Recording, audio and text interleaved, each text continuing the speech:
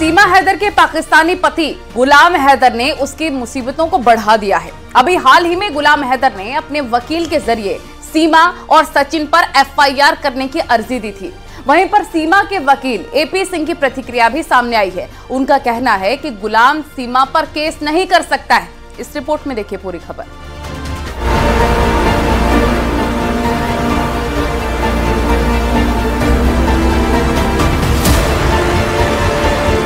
सीमा हैदर जब से पाकिस्तान से भारत आई है तभी से उसकी कहानी में एक के बाद एक मोड़ आते जा रहे हैं।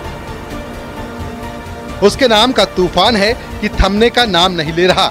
सीमा सचिन मीणा के साथ भले ही खुशी से रहने का दावा करती आई हो, लेकिन उसके पाकिस्तानी पति गुलाम हैदर ने उसके खिलाफ मोर्चा खोल रखा है। उसने अपने वकील के जरिए कानूनी लड़ाई छेड़ रखी है। गुलाम हैदर अपने 4 बच्चों की कस्टडी की मांग कर रहा है। पिछले दिनों गुलाम हैदर के वकील मोमिन मलिक ग्रेटर नोएडा के सूरजपुर कोर्ट पहुंचे थे, जहां उन्होंने सीमा हैदर, सचिन मीणा और सचिन के पिता के खिलाफ एफआईआर दर्ज करने को लेकर अर्जी दी थी। कोर्ट ने मामले का संज्ञान लेते हुए जेवर पुलिस को नोटिस भी जारी किया था। पुलिस को 18 अप्रैल तक अपना जवाब दाखिल करने को कहा गया है, जिससे सीमा हैदर की मुश्किलें कम ही नहीं हो पा रही हैं।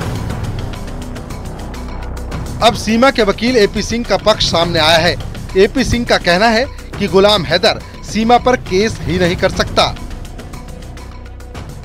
गुलाम हैदर सीमा सचिन मीणा के खिलाफ जेवर कोर्ट में क्या केस कर सकते हैं? इस मामले में हमारी भारत की न्याय पद्धति की धारा 83 सीपीसी की धारा 83 साफ तौर पर कहती है कि किसी विदेशी देश में रहने वाला प्रत्येक व्यक्ति जिसकी सरकार भारत के साथ युद्ध में है और उस देश में केंद्र सरकार द्वारा दिए गए लाइसेंस के बिना व्यापार कर रहा है, मतलब बाहर रह रहा है, इस धारा के प्रयोजन के लिए किसी विदेशी देश में रहने वाला विदेशी शत्रु माना जाता है और विदेशी शत्रु माने जाने के कारण वो केस नहीं कर सकता है।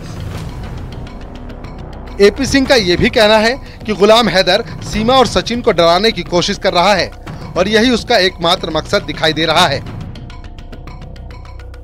भारत की किसी भी माननीय अदालत में केस नहीं कर सकता, क्योंकि पाकिस्तान का और भारत का गुलाम हैदर का दुश्मन देश हैं इस आधार पर। और जैसा आप भी पहले बता चुके हैं कि एक और केस डाला था, वो भी ऑनरेबल कोर्ट ने डिसमिस किया है। तो इस आधार पर ये साफ तौर पर है, ये इस तरह से केस नहीं हो सकता, नहीं चल सकता है।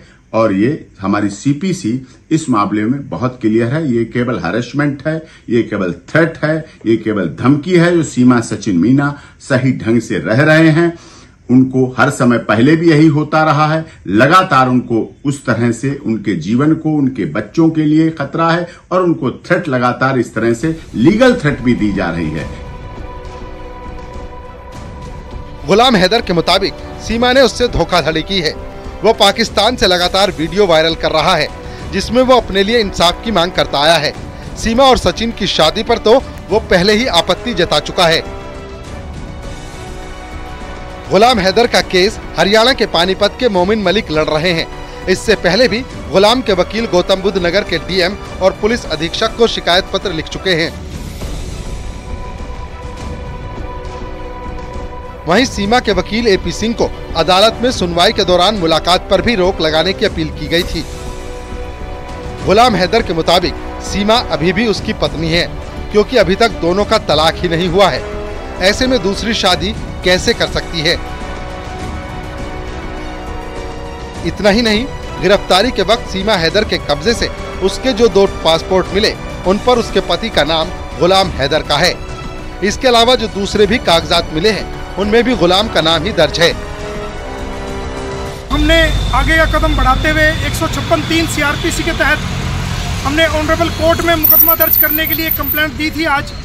तो जिसको जो कि धारा 153 है, 195, 96, 97, 99, 201, 205, 209, 406, 420, 467, 68, 471, 494, 95, 96, 120 बी और IT एक्ट की 67 और 11A फॉरेनर्स एक्ट 1946 के तहत हमने एक कंप्लेंट सीमा, सचिन मीणा, व नेत्रपाल के खिलाफ व कुछ अन्य लोगों के खिलाफ भी दी थी, जो कि इन्होंने फर्जी शादी की थी। कराची से आई सीमा और गुलाम के पहले से 4 बच्चे हैं और अब बताया जा रहा है कि सीमा 5वीं बार मां बनने वाली है। सीमा हैदर पिछले साल मई में अपने 4 बच्चों के साथ नेपाल के रास्ते भारत में दाखिल हुई थी। वो जुलाई में तब सुर्खियों में आई जब सुरक्षा एजेंसियों ने उसे सचिन मीणा के साथ रहते हुए पाया था। इसके बाद सचिन और सीमा को पुलिस ने हरियाणा के बल्लभगढ़ से गिरफ्तार किया था। इस मामले में दोनों को जमानत मिल गई थी। अब सीमा के पाकिस्तानी पति गुलाम हैदर ने उसके और सचिन के खिलाफ मोर्चा खोल दिया है।